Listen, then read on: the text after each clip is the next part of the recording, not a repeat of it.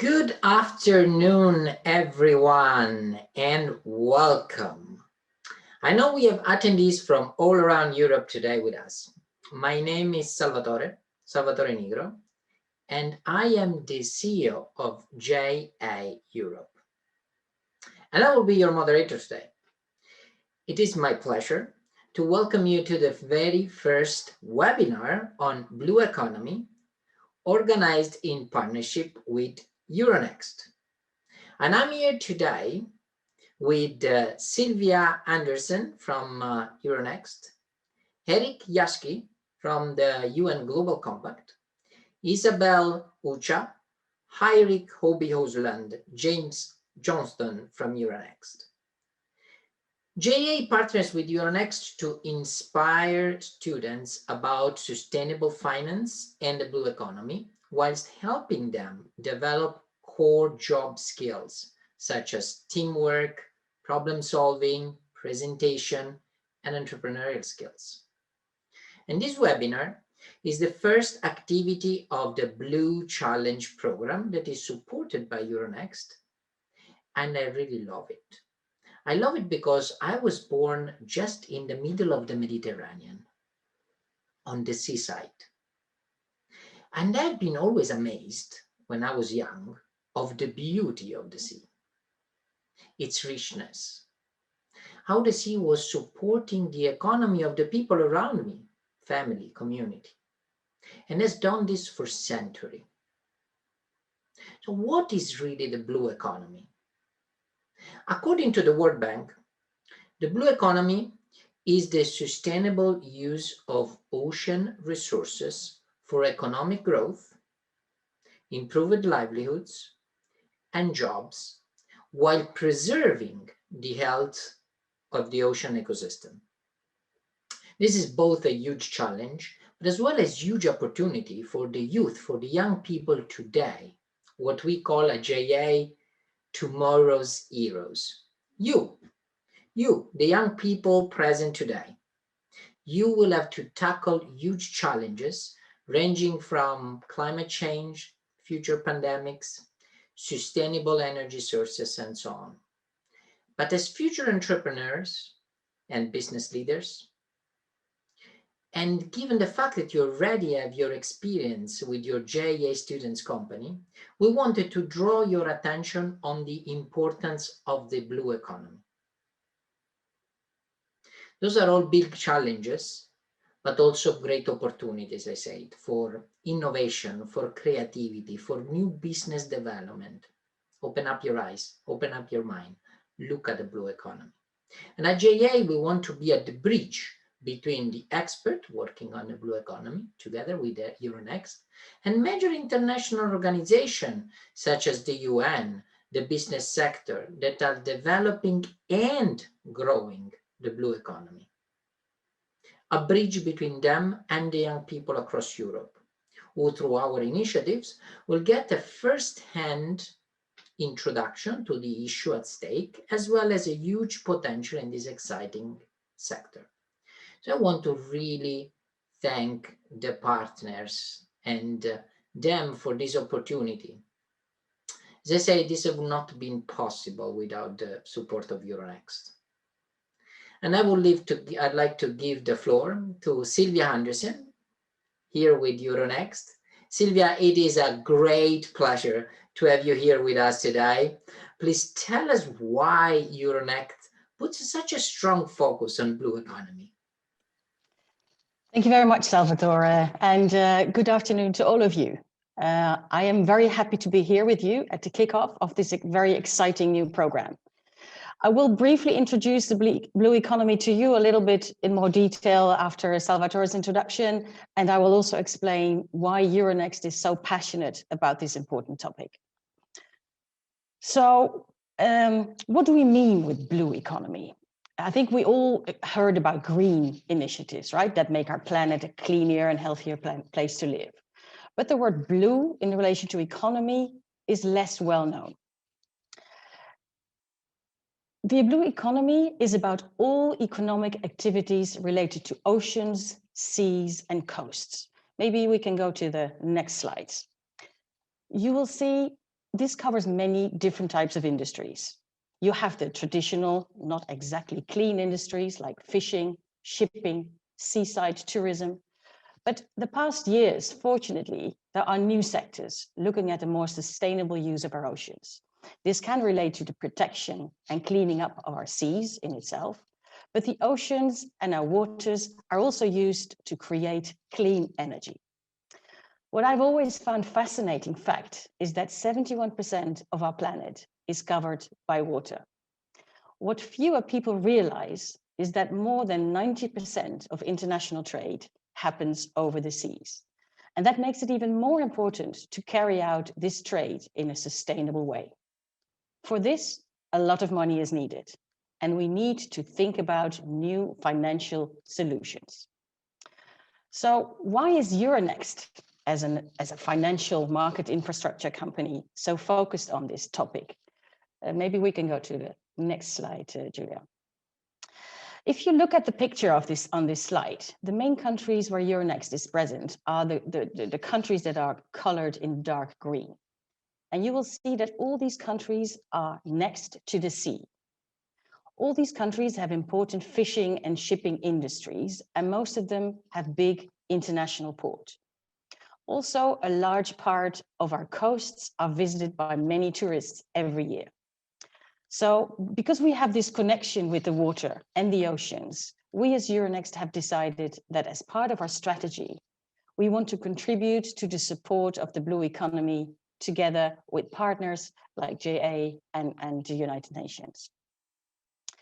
If we go to slide 6, it describes the basic principles of the Euronext strategy. It may be a bit abstract, but I think in the course of the program, you will get to know more and more about our industry. But as an exchange, what we want to do, we want to drive the investments in new sustainable products. So we want to make sure, we want to offer instruments that ensure that people are going to invest in clean industries rather than only in the polluting industries. And we are developing products for that. What we also want to do is inspire the rest of the world with sustainable practices through a better performance of our own company, but also towards our communities with educational programs, for example, in relation to the students, like programs as we're doing today. So we're very, very excited to be here, very excited to work with the young people, like Salvatore already said, the heroes of the future. And I want to conclude this short introduction by wishing you all good luck and a lot of fun as well for the next months during the Blue Challenge. Salvatore, back to you. Thank you so much, Silvia. Indeed. Luck, but also having fun. How can we cannot have fun when we're talking about the ocean, when we're talking about the sea, when we're talking about the future? So now I'd like to leave the floor to Eric Jaski. As I mentioned, Eric is from United Nations, in reality from UN Global Compact, business action platform for ocean. For the very first part of this webinar, I would like to learn more about how the UN Global Compact aims to mobilize businesses for a productive and healthy ocean while delivering the 2030 Agenda for Sustainable Development. Thank you so much for being with us today, Eric, and the virtual floor is yours to open our eyes on the important role of the ocean in our society and for our future. Thank you so much, Salvatore, and good afternoon, everybody. I'll share my screen so you can see my slides. Just a second. Let me see. Does that work for you? Excellent. So the ocean is a cool place. And just like Salvatore, I'm also born just right next to the ocean in a small island in the Arctic, on the north part of Norway. And this is a surfer surfing in the Arctic. And to me, ocean has been a dramatic place, a fantastic inspiration. And for my nation, ocean has been the most important economic income field in our society. And for us, we also think it as the most interesting future for the Norwegian economy, but we also see global opportunities. And in my role as in the UN, I've been working with the ocean for 3 years now, trying to understand what are the ocean opportunities for us to deliver on the 17 Sustainable Development Goals. But being a cool ocean, the context of the ocean is important to remember, because it's really part of what is now increasingly a hot planet. The climate change is really affecting all lives, all nations, and especially the ocean. The sea temperatures are rising and life in the ocean is under pressure. And especially because we also are using it as a waste bin. There are millions of tons of plastic entering the ocean every year, and that actually limits the opportunities for people to live off the ocean. And this is something some of the points I will highlight here today. There are a few ocean opportunities that are very important, and these are some of them I will discuss today, because if we do things right, we can really use the ocean for the good of the planet and people. There is an abundance of seafood, of energy, of knowledge and science, of transport opportunities, and of course, waste management. And these are what we see as the main economic drivers in the future. So why do we see this? How did we really come to these conclusions? I'll tell you a bit about who we are and how we have been working. So the UN Global Compact, where I work, it's the private sector arm of the UN. Antonio Guterres, the Secretary General of the UN, he's our chairman of our board. And in our board, we have private sector companies, CEOs, and we work with about 12,000 companies worldwide and some 4,000 plus organizations all over the world. And we try to see how can the private sector come together to set standards and ambitions and do investments, innovations and operations that can propel the world towards the 17 Sustainable Development Goals. These are 5 years into the making, and by 2030 we have to reach all of these 17 targets. It's critical for us, for society, for the health of the planet and the economy. At the UN Global Compact, we think that the economy and the finance market has to be a key driver so that we can invest in smart and sustainable solutions, and that we can drive investments away from unsustainable solutions. And that's why I think it's great to be here at this seminar, to talk with these great people, but also to discuss with you, because we need new ideas.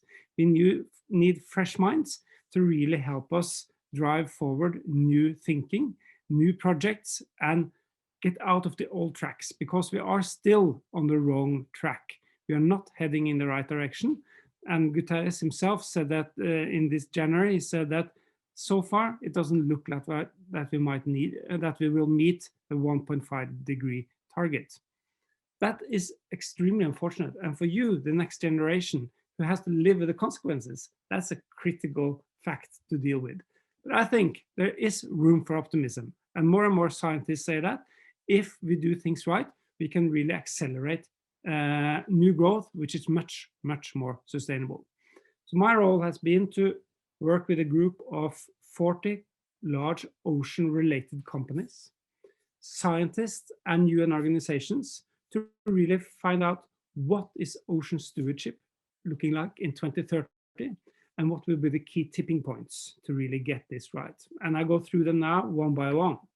So looking ahead, and if you're interested in ocean and business and science and thinking, you should look at these 5 tipping points as super big opportunities. And the first one is sustainable seafood. As Salvatore mentioned, people have been living off the sea for generations. Maybe as long as man has been around, we have been eating fish and shellfish.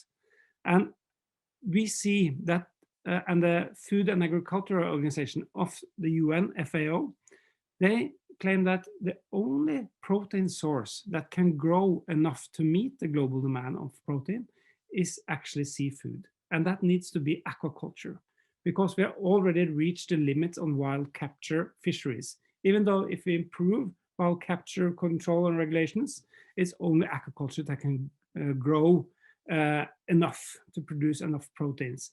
And we see also that aquaculture has an extremely low carbon footprint. And now these days, more and more aquaculture producer are producing their salmon or whitefish on land in land-based aquaculture farms. Very interesting. And here, there's super big opportunities. It's a very nascent industry, and it needs all the smart brains it can take. And I'm sure that there are people out there who could find new, smarter feed for the fish, or monitoring systems, or ways to use the aquaculture products in a better way. The other rapid growing industry we're seeing is the big change we need in international shipping. Shipping is transporting more than 80% of all global trade. Most of the things you have partly been on a ship at some point in its production chain, either as a raw material or as finished goods. So we need shipping, and it's a very low carbon footprint for each cargo unit. But as an industry as a whole, it has a big CO2 emission. We can do something about that. It used to be carbon neutral by sailing over 150 years ago, and it has to go back to carbon neutrality by 2050. That's a very short time. It's a huge industry that needs to turn. And we see in this small posters here, you can see that we need to change into either ammonia, hydrogen, batteries, other uses of propulsion mechanisms and energy sources. And this is a super interesting field. There's lots of investors looking for startups, looking for bright ideas, looking for interns that can take part in this great journey. I used to work in shipping myself, fantastic industry, and now it's turning 100% around to become green. Then, of course, the big spell here is the offshore energy perspective. Even with the current technology today that we have in offshore wind, if we had built enough windmills offshore, we could provide electricity for the world 14 times the need, maybe as much as 18 times the need with the current technology. But we need to build out more. We need more licenses, we need more investments, and we need actually more efficient systems, both for producing energy and, of course, storing it onshore. And we haven't started tapping wave energy, tidal energy, and below surface stream energies. Lots of opportunities there. There's more than enough energy in the world. We just need to tap into it. And this, I'm sure, is a field many would find very interesting. And again, it's the finance community is ready around the corner to finance any good idea that you are coming up with. Then, of course, cleaning up the waste of humans. That's a huge industry as well. Waste management, wastewater management, it's critical, more critical than ever. And there is saying that by 2050 there will be more plastic in the sea than fish. Well, sometimes it looks like we are already there. If you go to the beaches all over the world, it's so much plastic, and it's really a disaster. And this is the plastic that we can see. Most of the plastic have already deteriorated into microplastics and nanoplastics, entering into the lives of fish and eventually at our own plate. Again, we are looking for strong solutions, small, large solutions that can be deployed globally. This is a massive problem that all of the UN and the private sector is really trying to solve as fast as possible. And we don't know enough about the ocean. We have explored maybe 5 to 10% of the ocean floor. We haven't explored everything in the ocean column, the whole water column, and definitely not below the water itself, in the seabed itself. And there are huge opportunities here, both to monitor how the ocean is faring, but also to understand the planet itself. We know that the first indicator on climate change is the rise of temperatures in the sea. And the first indicator, of course, is that the polar ice caps are melting and we see water levels rising. And these are extremely important and critical indicators. And this year marks the start of the Decade of Ocean Science. It's the UN Decade of Ocean Science. It's a collaboration of all governments in the world where we try to do more work together And we see that the universities and schools will be a key point for us because we need so many data points. We need so much input and new perspectives to understand how can we put these data sources together, how can we map the ocean better, and how can we use it for a more sustainable future. Then I think we have a few other quite, really fascinating X factors, as I call them. Seaweed has been around for a long time, and it's actually one of the larger parts of aquaculture. Seaweed is used in sushi and typically lots of Asian foods. But now we see it's increasingly a demand for it also in fish feed and cattle feed. But seaweed also has a huge potential as a biofuel. It can also be used for carbon capture and storage. And nobody has really industrialized the production of seaweed. It's quite fascinating because you don't need any fertilizers. You don't need to water it, of course, it's already there. It grows by itself. It's quite easy procedures to grow seaweed, but it's quite heavy to harvest and it's heavy to process and get to market. Still, we see a growing population of small companies starting now to grow seaweed at larger proportions. If you have 1,600 football fields, which sounds like a lot, but if you have that out in the sea, growing for 4 months, you will have 1/3 of Norway's total CO2 emission. So it will take and capture a lot of CO2, but what do you do? So then you have to store it. You have to store it somewhere. And that's some of the processes that we are working on. And this is, again, a very nascent industry that I think any student or any young startup would like to challenge is very welcome into the industry group. Secondly, as an X factor, we have deep sea mining. 70%, as our colleagues said in the beginning, of the planet Earth is covered by the ocean. It's a blue planet by all means.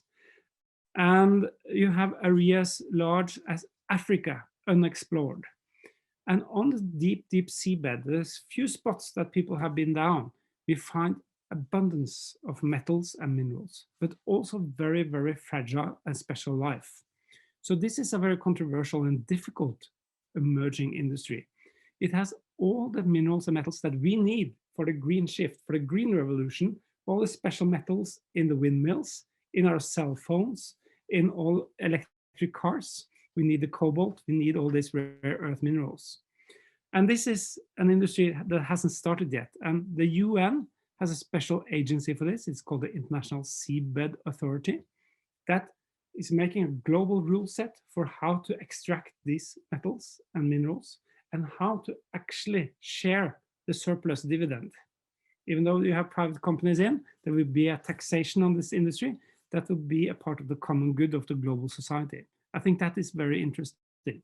But more interesting for you maybe is how can we produce a vacuum cleaner or a shovel that can dig up these deep sea metals and minerals without destroying the environment. Because some of these nodules, as they're called, they're big as a potato and they're just stuck there on the seafloor and they can be actually picked up. Very interesting. And it's an industry that in 20 years will be a common good for many, many people. Finally, we have blue finance. All these industries, the old and the new ocean industries, they have to be refinanced. They have to have new frameworks to have to attract new investors and new systems to have both government and private funding coming together. At the UN Global Compact, we published the Blue Bond reference papers. It's part of the Green Bond and Sustainability Bond family. It's a lending mechanism so that investors can be part of these new projects. And for us, it's a mechanism that will put the sustainable development goals at the forefront so that the issuers, the companies that need this funding can target these SDGs in a transparent and measurable way so that investors can say, okay, yes, we would like to support your project on clean oceans. And this is the KPI that we will measure, and we will come back in 3 years and see how we're doing, and then we will have the return of our money. We work with startup communities like Catapult Ocean and MIT in the US. And of course, we work with governments and the World Bank and many institutions also like Euronext to really increase funding to get better and flexible funding for ocean-related projects. And all of this is, of course, available online at the UN Global Compact website. And I think we need to learn from you as well. How can we, as the UN and as the professional finance community, learn from you guys as students? How can we connect with your ideas and how can we interact better with you? So we close the gap and bridge the systems. And what can you do for us? What can you really do?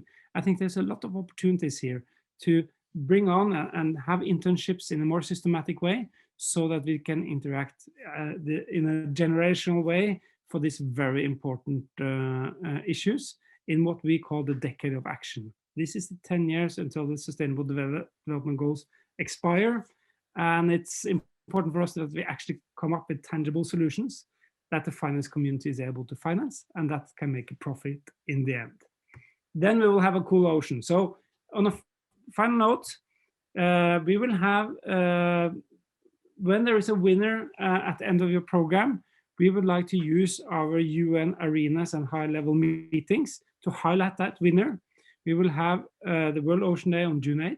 There's the General Assembly Week is in September. And next year in Lisbon, in Portugal, it's the UN Ocean Conference 2022. And hopefully we can work together on highlighting the winner there as well. So I'm looking forward to getting back to you on that.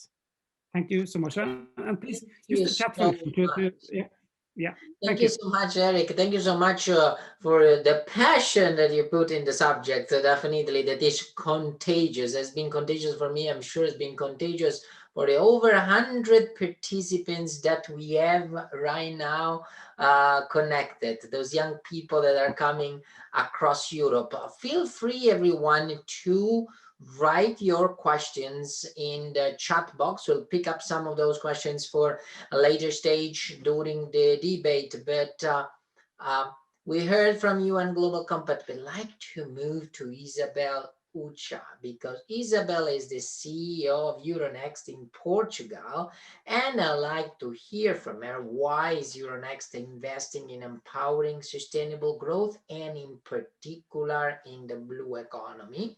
And what is, in your opinion, the role of Euronext in driving the conversation around sustainable growth and blue economy?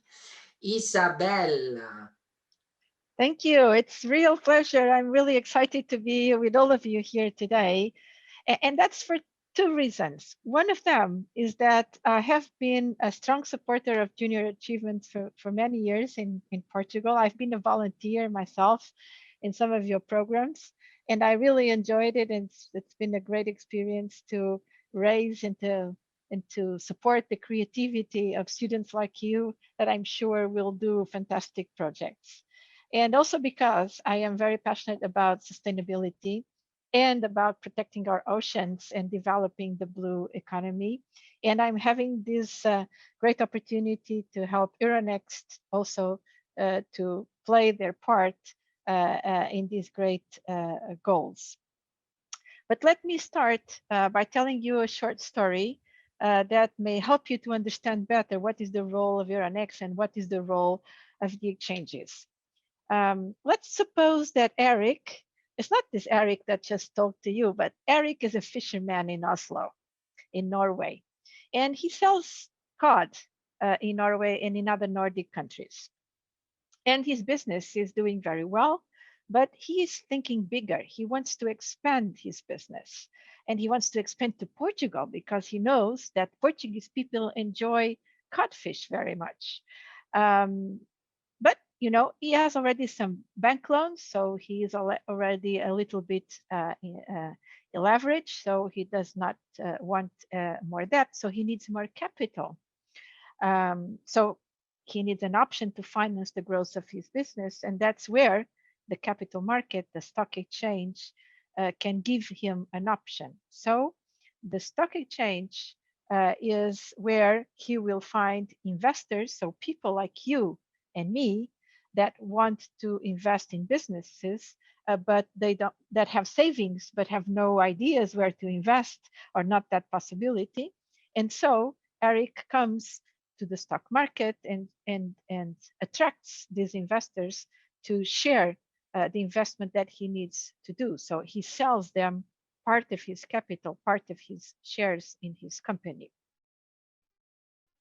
So investors, people like you and me, pay a certain amount to own part of his business, to share his business, and he can use this money to expand to Portugal or to Spain, to countries that really like this kind of fish.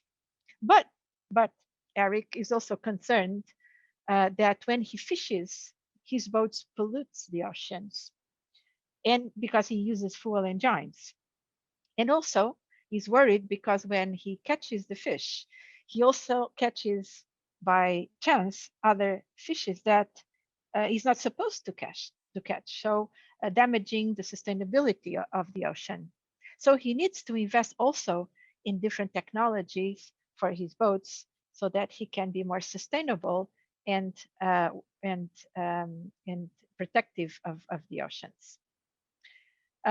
Hopefully, Eric will be very successful and his business will grow, not only because he expands the business with his investment, but also because he has a more sustainable business and his clients prefer him for that. And as such, Eric company will generate profits and he will share his profits. He will pay dividends to his investors, to you and me, and we will be very happy and eventually even buy more shares of Eric's company in the future to help him grow even more. So this is the role of the stock exchange, and where companies, entrepreneurs that have ideas, reach or meet with investors, with people that have savings and invest in these companies. And now you ask me, now that I explained to you what is the role of the stock exchange, you ask me why we are supporting sustainable growth and in particular the blue economy. So as I said, we want to support these investors, these companies to grow and to succeed, but we want them to invest in the right way. We want them to do the right investments. We want them to choose clean energy, to reduce the carbon footprint. We want them to choose the ways of producing, saving plastics, saving water, saving energy, promoting diversity, gender equality. Promoting sustainability is not just about technology and environment. It's also about people. It's also about developing our talents. It's also about training, giving opportunities, promoting good, fair compensation. So we are doing all this not only because we think it's the right thing, but because we are convinced that in the long run, only the most sustainable companies will be successful and will survive. Just to go back on Eric's fishing company as an example, if you run a fishing company and you do not respect the sustainable fishing rules and you do not protect the oceans, what will happen to you? In the end, first of all, in the end, the citizens, the clients that will buy his fish, all of us, through our consumption choices, can really change the world. And that's really exciting that each of us with our own choices can help this agenda too. But then there is a second reason. It's because rules and regulations are being more strict, and that's a good thing that is happening. And probably if Eric is not going to comply with these rules, he will be fined, or in the end, his license will be removed from fishing. So we don't want these companies to be there as well. And the third reason is that he will end up destroying his own raw material because he is destroying the way he is making his own money. And in the end, he might be ruined for that reason as well. So for all these reasons, we believe that we need to support the companies that get the financing through the stock exchange to be more sustainable. Those are very good reasons indeed. And thank you so much for visualizing Eric, right? Because sometimes we speak in abstract terms, but I'm sure that the youth that are watching these webinars have identified themselves for their potential business in the challenges and the opportunities that Heirik is finding in the blue economy and is finding also on the stock exchange for having investors like us investing exactly in a company like the one of Eric. But from Eric, we move to Eirik. Yes, to Eirik Holby Osland, which is the EVP Primary Markets and Head of Listing Norway at Euronext. Again, if you want to write any of your question, please use the chat box. We are there to collect it. But Eric, hello, how are you? Hello, Salvatore. Thank you very much for having me on this webinar. You're connected from Norway, I imagine. I am indeed, but I am not out fishing today, unfortunately. It looks like we are on the same beach. Mm. With our background. Mm. I love Norway, been living there for a year in Oslo. I loved it. And give me a couple of examples of companies that are addressing the issue in the field of blue economy and how have blue economy or they have blue economy as part of their business. Well, thank you for asking that question, because that's something that we spend quite a lot of time on these days. And it's a pleasure to say that we have seen a very, very solid increase in these type of companies coming to the exchange to get their financing, which Isabel just explained how they can benefit from. So maybe to give you a couple at least of specific examples, we have a company that is called Teco 2030.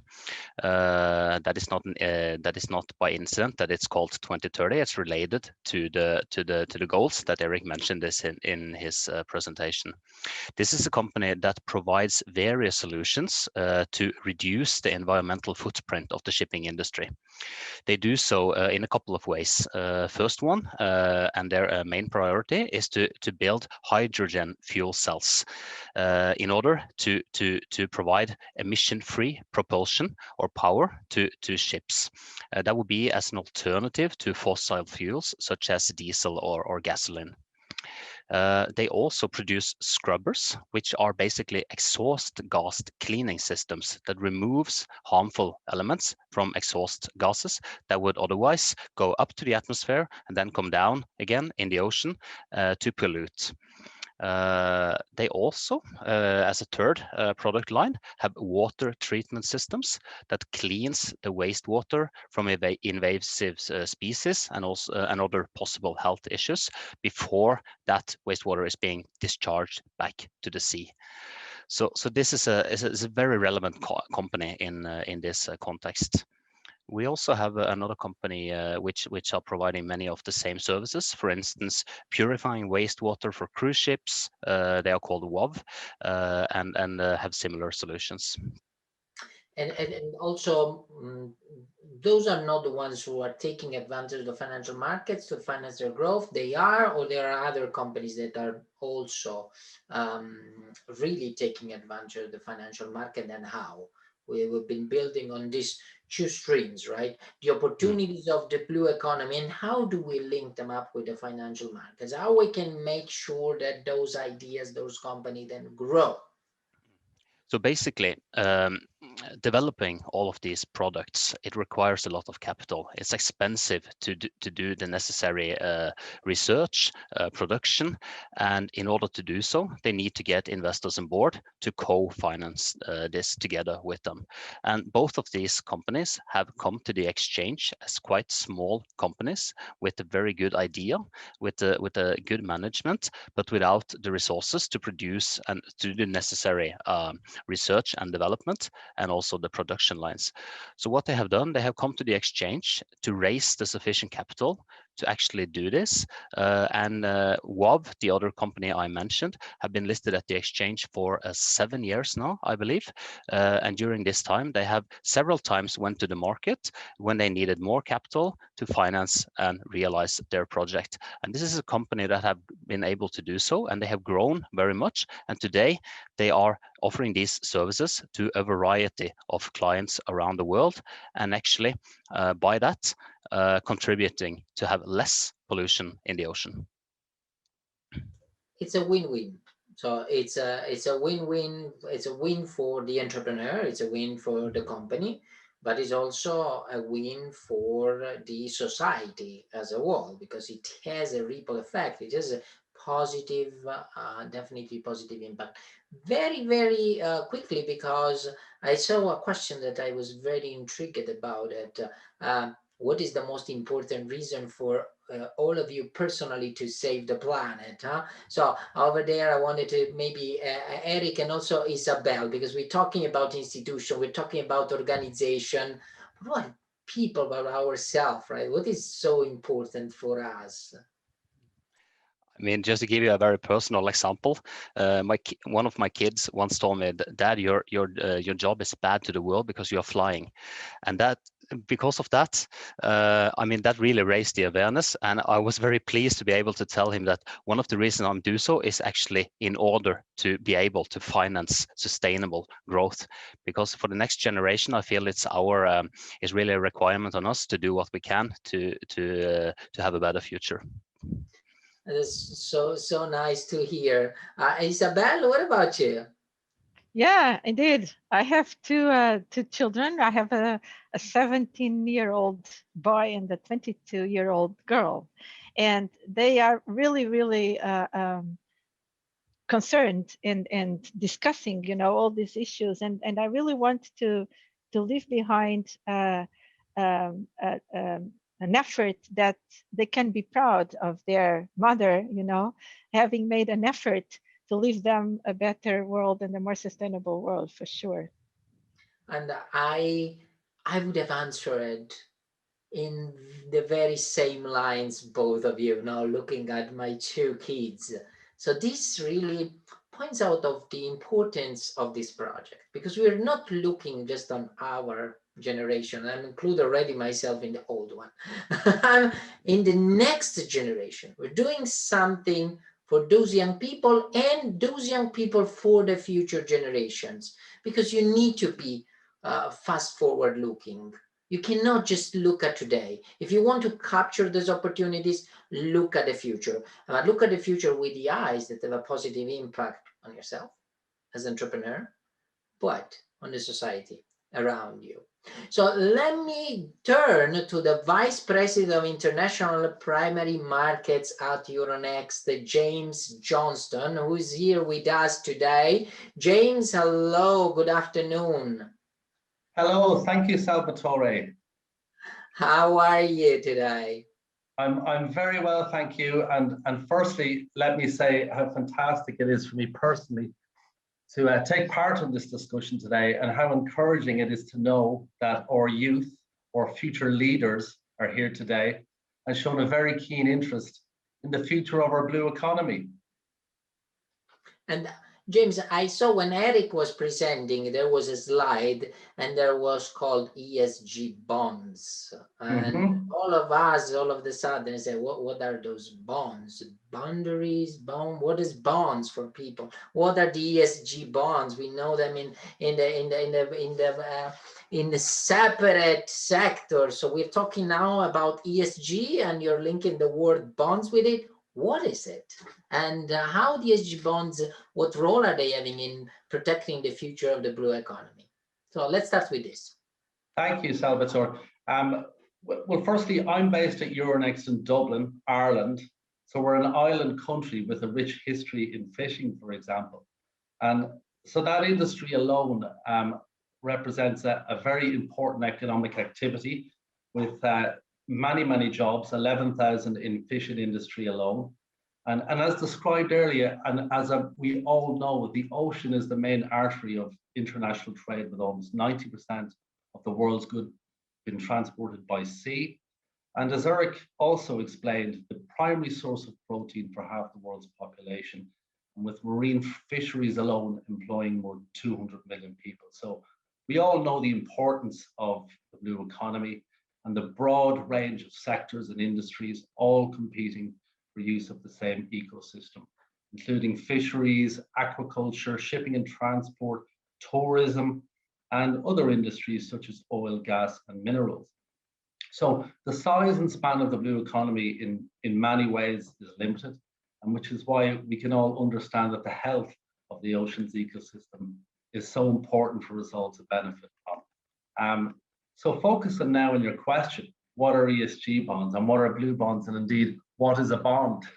So when a corporate company, Salvatore, or a bank or a municipality, or even a government wants to borrow money from investors, they'll very often issue a bond. And a bond is simply a loan that investors can make to the entity issuing the bond. And in return, the investor receives periodic interest payments through the life of the bond, and with their original investment or principal amount returned to them when the bond matures in, say, 3, 5, or 7 years. So ESG bonds are where money is raised, is earmarked and spent specifically on projects with positive environmental or social outcomes, like building a wind farm or building houses for those living in poverty. And blue bonds is where money is raised specifically for blue-related projects. So, for example, where financing is required to help reduce the amount of plastic in the ocean, or upgrade water management systems, or reduce emissions from marine transport, or create sustainable employment in coastal villages, or even create sustainable energy from wave motion. So all of these types of marine-related projects require investment. And by issuing a blue bond, an entity can potentially secure funding from perhaps 200 or 300 different investors in a very short period of time. So it is through ESG bonds, and specifically blue bonds, that I think we stand the greatest chance of securing the financing actually needed to protect and indeed grow our blue economy. So this is an emerging trend. How would you rate so far? This is something that is mature enough. There is great opportunities. There will be more and more blue bonds in the future.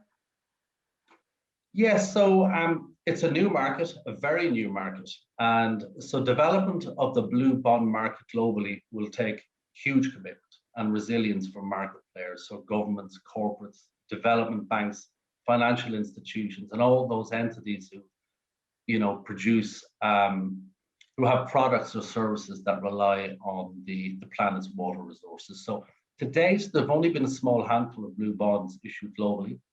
And this market is still minuscule compared to the green bond market, for example. But we must also remember that the green bond market was also very small 10 years ago and has developed into a 1 trillion market in a very short space of time today. So regarding blue bonds, the issues we've seen to date have been from the Republic of Seychelles, who launched the world's first sovereign blue bond, raising a total of 15 million, and the World Bank helped design that bond.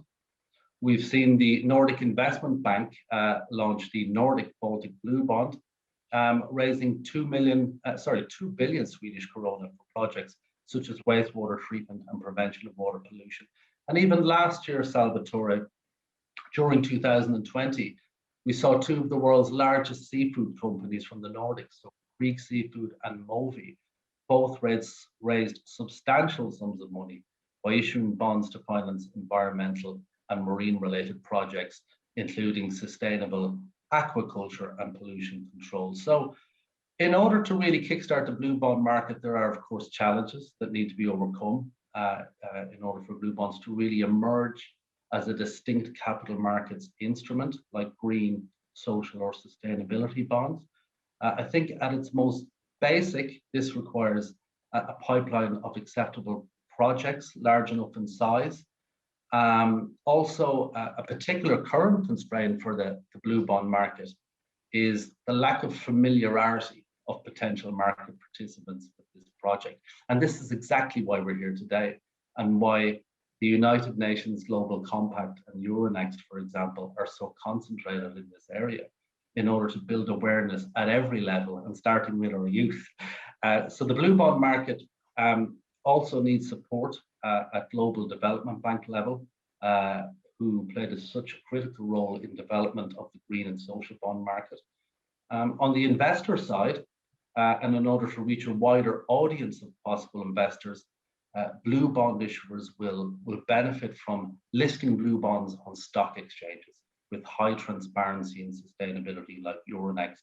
And of course, this is where we have a role to play. So to date, and just to finish up on that question, Salvatore, the small number of blue bond issuances have focused on investments within marine conservation and restoration, as well as water-related infrastructure. And by building the market further and including corporate issuances, we think blue bonds can also fund other opportunities that positively impact the ocean and support sustainable marine development.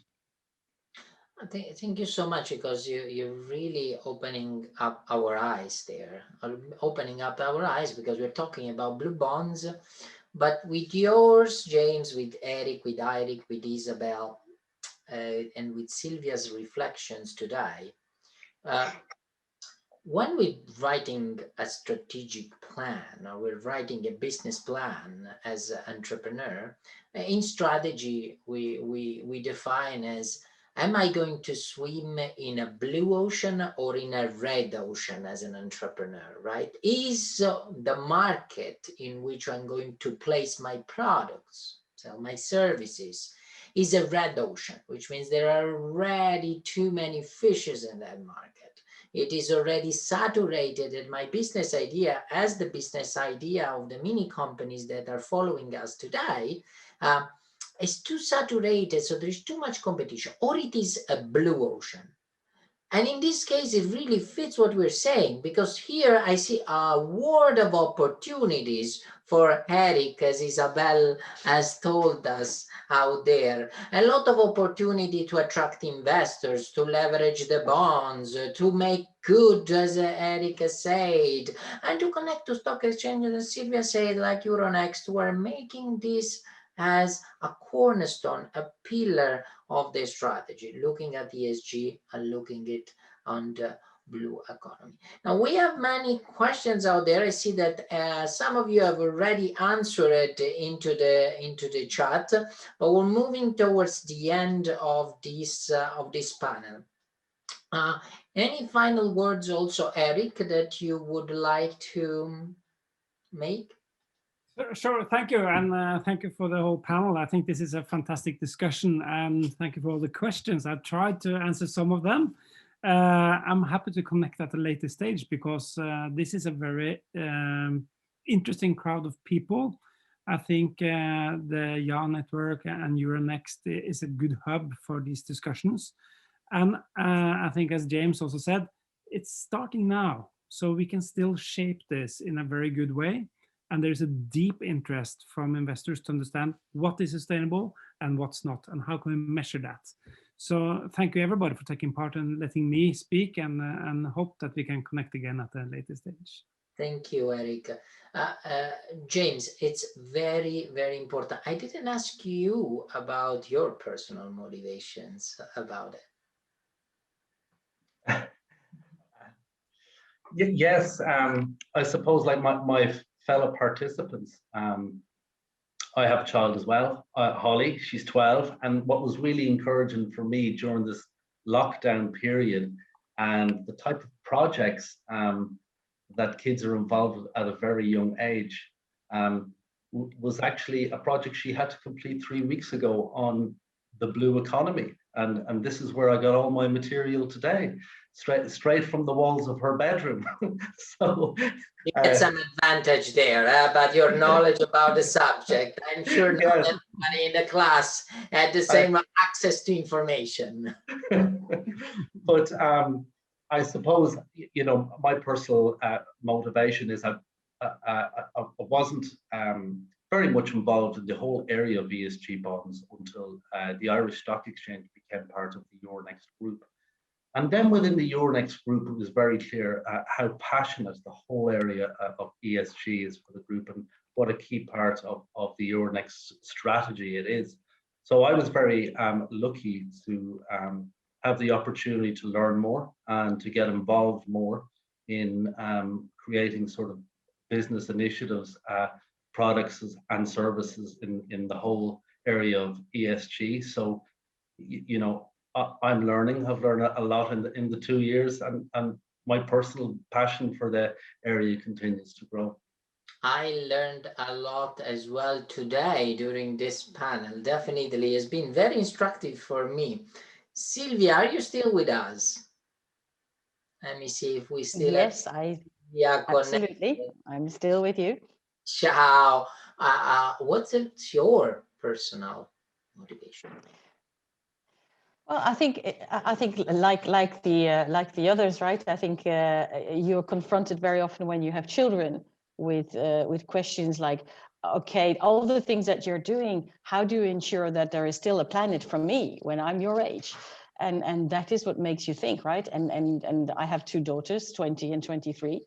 They're both very, very passionate and very engaged in ESG type projects, green projects. But I think what is fascinating about the blue, that is quite it's a relatively new area also for Euronext. And I think this was a particular passion from our CEO, who was very adamant to point all of us towards the blue economy and not only to the green. So I think it was in fact our CEO himself who personally said, listen, we need to do something. Blue is in a very important part of our future as well. The sea, as I explained, is very, very important. So we should not only focus on green initiatives, we really should look at how we can contribute to the blue economy. So I think in Euronext, we all feel very passionate.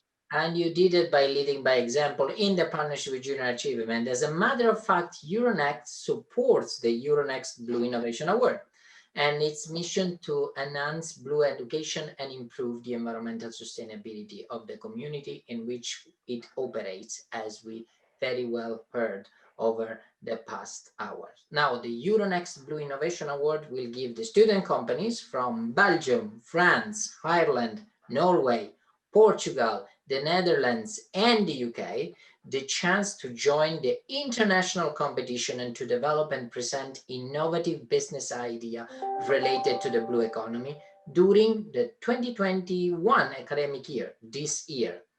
We are going to have a final celebration. The final event will take place on the 8th of June in the occasion of the World Ocean Day. So mark it on your calendar. Thank you so much to Euronext. Thank you so much to you, and thank you so much to the youth, and thank you so much to the JA Europe and Euronext staff who's been coordinating this fantastic webinar. As said, I learned a lot.